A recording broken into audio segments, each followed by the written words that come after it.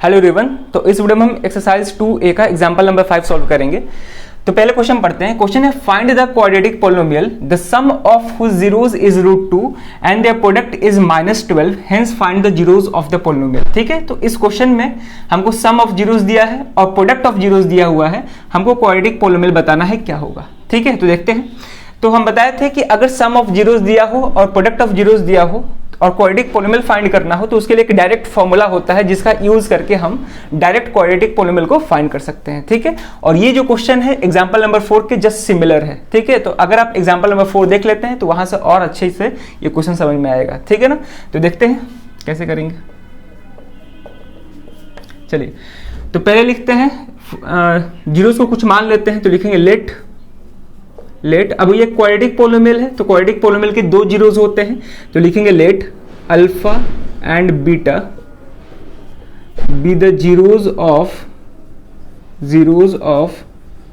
Required polynomial.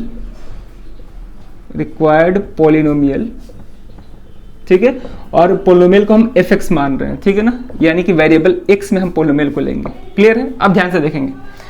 अब अगर सम of zeros दिया होता है और प्रोडक्ट ऑफ जीरोस दिया होता है तो उसके लिए डायरेक्ट फॉर्मूला क्या होता है? वो होता है fx is equal to k into, ठीक है ना, k into x square minus sum of zeros. तो सम ऑफ जीरोस को हम अल्फा प्लस बीटा लिख देंगे क्योंकि जीरोस को अल्फा और बीटा माने हुए हैं। ठीक है, into x plus product of zeros का मतलब अल्फा इंटू बीटा। ठीक है, तो ये डायरेक्ट फॉर्मूला का यूज करके हम क्वाड्रेटिक पॉलिनोमियल को फाइंड कर सकते हैं। ठीक है, अब क्वेश्चन में क्या गिवन है? क्वेश्चन में सम ऑफ जीरोस गिवन है और प्रोडक्ट ऑफ जीरोस गिवन है। ठीक है, तो यहां पे पहले गिवन लिख लेंगे कि गिवन सम ऑफ जीरोस का मतलब अल्फा प्लस बीटा जो कि कितना है √2। ठीक है, एंड प्रोडक्ट ऑफ जीरोस यानी अल्फा इंटू बीटा ये कितना है -12 है। अब क्या करना है? इस फॉर्मूला में अल्फा प्लस बीटा की जगह पे √2 सब्स्टिट्यूट करना है और अल्फा इंटू बीटा की जगह पे -12 सब्स्टिट्यूट करना है। तो वहां से हमको डायरेक्ट क्वाड्रेटिक पॉलिनोमियल मिल जाएगा। ठीक है, और के बताए थे क्या होता है? के कांस्टेंट होता है। ठीक है, ये कोई भी रियल नंबर हो सकता है, कोई भी रियल नंबर हो सकता है ये के, बस जीरो नहीं होना चाहिए। ठीक है ना, क्योंकि के जीरो हो जाएगा तो पूरा पॉलिनोमियल जीरो हो जाएगा। उसके अलावा कोई भी रियल नंबर हो सकता है, रैशनल इरेशनल सब हो सकता है। ठीक है, अब के को क्यों मल्टीप्लाई करते हैं ये हम बताए हुए हैं। अब जाके पिछला वाला वीडियो देख सकते हैं के क्यों मल्टीप्लाई किया जाता है, वो अच्छे से हम डिटेल में एक्सप्लेन किए हैं। अगर यहाँ पे एक्सप्लेन करेंगे वही बात तो फिर ये वीडियो लेंदी हो जाएगा। ठीक है, चलिए, तो यहाँ से आ जाएगा के into x square minus alpha plus beta कितना है √2, यहाँ पे √2x हो जाएगा। ठीक है, प्लस अल्फा इंटू बीटा कितना है -12। क्लियर है? चलिए इसको फर्दर सॉल्व करेंगे तो आ जाएगा के into x square minus √2x plus into -12। ठीक है, ये आंसर होगा मेरा। ठीक है, तो ये आंसर होगा। तो यही हमको फाइंड करना था कि क्वाड्रेटिक पॉलिनोमियल क्या होगा। अब इसके जीरोस भी फाइंड करने हैं। ये तो क्वाड्रेटिक पॉलिनोमियल हमको मिल गया, अब इसके जीरोस भी फाइंड करने हैं। तो पहले इतना पॉज करके नोट करें, उसके बाद हम जीरोस फाइंड करते हैं। ठीक है, तो यहाँ पे हम लास्ट में लिख देंगे so the required polynomial is fx equal to k into x square minus √2x -12। ठीक है, ये मेरा रिक्वायर्ड पॉलिनोमियल है। और याद रखेंगे सेम जीरोस के कई सारे पॉलिनोमियल हो सकते हैं। ठीक है, सेम जीरोस के कई सारे पॉलिनोमियल हो सकते हैं। उसी कई सारे पॉलिनोमियल को रिप्रेजेंट करने के लिए हम के को मल्टीप्लाई करते हैं। ठीक है, चलिए अब इसके जीरोस फाइंड करने हैं। तो जीरोस फाइंड करने के लिए हम गिवन पॉलिनोमियल को जीरो से इक्वेट करते हैं। तो लिखेंगे for zeros of given polynomial. ठीक है, जीरोस फाइंड करना है तो उसके लिए हमको पॉलिनोमियल को जीरो से इक्वेट करना होगा, यानी कि fx is equal to 0। fx क्या है? k into x square minus √2x -12 is equal to 0। ठीक है, अब ये k कांस्टेंट है, मल्टीप्लाइड में उधर जाएगा तो डिवाइड में हो जाएगा। तो 0 डिवाइड बाई समथिंग जीरो ही होता है। ठीक है, तो वो क्या हो जाएगा? X square minus √2x -12 is equal to 0। ठीक है, अब क्या करेंगे? इसका जीरोस फाइंड करना है। तो बताया था क्वाड्रेटिक पॉलिनोमियल के जीरोस फाइंड करने के दो मेथड होते हैं, स्प्लिटिंग द मिडिल टर्म और क्वाड्रेटिक फॉर्मूला। तो आप जो चाहे उससे कर सकते हैं, स्प्लिटिंग द मिडिल टर्म से भी कर सकते हैं या क्वाड्रेटिक फॉर्मूला से भी कर सकते हैं। ठीक है, तो हम दोनों से इसको सॉल्व करेंगे, स्प्लिटिंग द मिडिल टर्म से भी और क्वाड्रेटिक फॉर्मूला से भी करेंगे। ठीक है, तो पहले हम स्प्लिटिंग द मिडिल टर्म से करते हैं। तो क्या करना होता है? मिडिल टर्म को ऐसे दो नंबर्स में स्प्लिट करना होता है, ब्रेक करना होता है कि दोनों को ऐड करने पे मिडिल टर्म के इक्वल आए और दोनों नंबर को मल्टीप्लाई करने पे फर्स्ट टर्म और लास्ट टर्म के प्रोडक्ट के इक्वल है, ठीक है ना।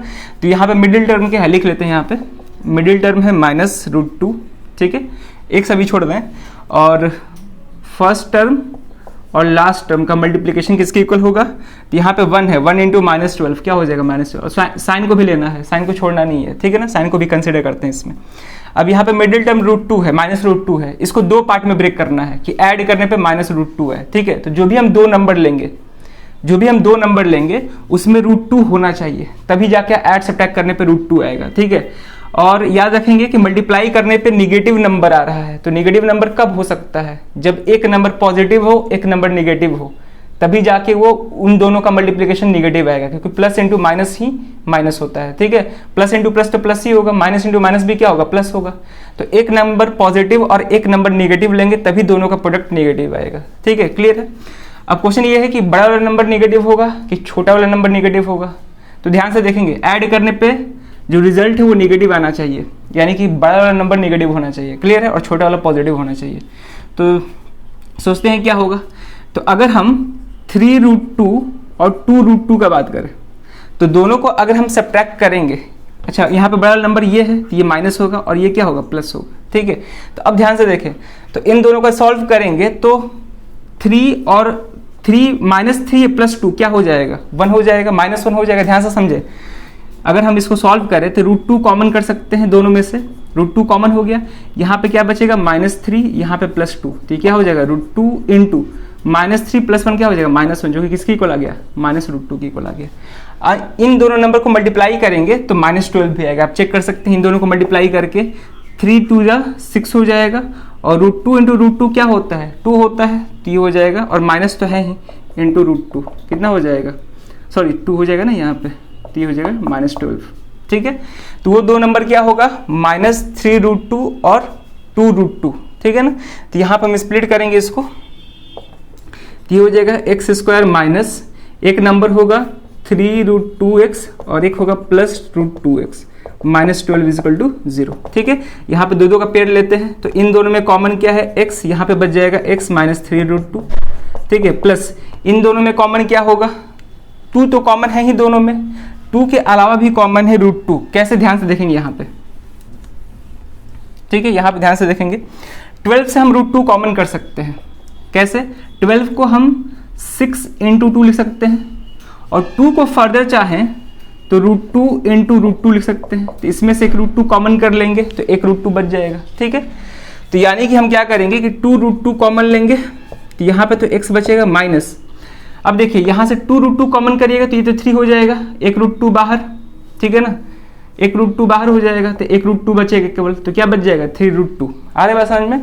अगर हम 2√2 कॉमन करेंगे तो यहाँ पे 3 बचेगा, और एक √2 बाहर आ गया तो एक ही बचा ना यहाँ पे, तो क्या आ गया 3√2, ठीक है। अब यहाँ पे ब्रैकेट वाला पार्ट सेम है, यानी कि हमारा फैक्टराइजेशन सही है, ठीक है। चलिए इसको फर्दर सॉल्व करते हैं, ठीक है। तो इन दोनों में x -3√2 कॉमन है, तो x -3√2 कॉमन कर लिए, यहाँ पे क्या बच जाएगा, x बच जाएगा प्लस है ना, यहाँ पे +2√2 बच जाएगा, ठीक है, = 0। तो एक बार इसको 0 से इक्वेट करेंगे, एक बार इसको 0 से इक्वेट करेंगे, तो ये हो जाएगा x -3√2 = 0 और x + 2√2 = 0, ठीक है। तो यहाँ से आ जाएगा x = 3√2 और यहाँ से आ जाएगा -2√2, ठीक है ना, प्लस में है उधर जाएगा तो -2√2। तो देयरफॉर जीरोज ऑफ fx वो कितना हो जाएगा 3√2 एंड -2√2, ठीक है। तो ऐसे सॉल्व करना था, तो स्प्लिटिंग द मिडिल टर्म का यूज करके हम यहाँ पे जीरोज फाइंड किए हैं। अगर आपको क्वाड्रेटिक फॉर्मूला का यूज करके जीरोज फाइंड करना है, ठीक है, वो आसान होता है, वो भी आसान होता है, उसमें डायरेक्ट फॉर्मूला का यूज करके हम दोनों जीरोज को फाइंड कर सकते हैं, ठीक है। तो उसके लिए क्या करते हैं, पहले गिवन पोलिनोमियल को, जिसका भी जीरोज फाइंड करना है, उस पोलिनोमियल का स्टैंडर्ड फॉर्म से रिप्रेजेंट करेंगे। तो स्टैंडर्ड फॉर्म क्या होता है, ax² + bx + c, ठीक है। यानी कि जो भी गिवन पोलिनोमियल है उसको स्टैंडर्ड फॉर्म ऑफ पोलिनोमियल से कंपेयर करेंगे, और कंपेयर करने के बाद यहाँ से a, b और c फाइंड करेंगे। तो यहाँ पे a क्या है, एक x² का कोफिशिएंट है, तो यहाँ पे x का कोफिशिएंट क्या है, 1 है, कुछ नहीं मतलब 1 है, तो a किसके इक्वल है 1, b किसके इक्वल है -√2, ठीक है, -√2 के इक्वल है, और c किसके इक्वल है, -12 के इक्वल है। अब डायरेक्ट क्वाड्रेटिक फॉर्मूला का यूज करके आप निकाल सकते हैं दोनों जीरो। तो क्वाड्रेटिक फॉर्मूला क्या होता है, वो होता है -b plus minus square root of b square -4ac divide by 2a। ठीक है, तो इस फॉर्मूला का यूज करके आप डायरेक्ट दोनों जीरोस फाइंड कर सकते हैं। ठीक है, तो इसको फाइंड कर लीजिएगा, तो कैसे फाइंड करते हैं। ठीक है, यहाँ पे केवल वैल्यू पुट करना है, b की जगह पे हम पुट कर देंगे -√2, और फिर a की जगह पे 1 पुट कर देंगे, और c की जगह पे -12 पुट कर देंगे, और इसको सॉल्व कर देंगे। ठीक है, तो आ जाएगा 3√2 और -2√2। क्लियर है, तो चलिए फिर ये क्वेश्चन, होप कि ये क्वेश्चन समझ में आया होगा। अगर कहीं भी कोई दिक्कत है जरूर आप उसको कमेंट करें। तो इस वीडियो में ये क्वेश्चन रहेगा, अब मिलते हैं नेक्स्ट वीडियो में नए क्वेश्चन के साथ। Thank you.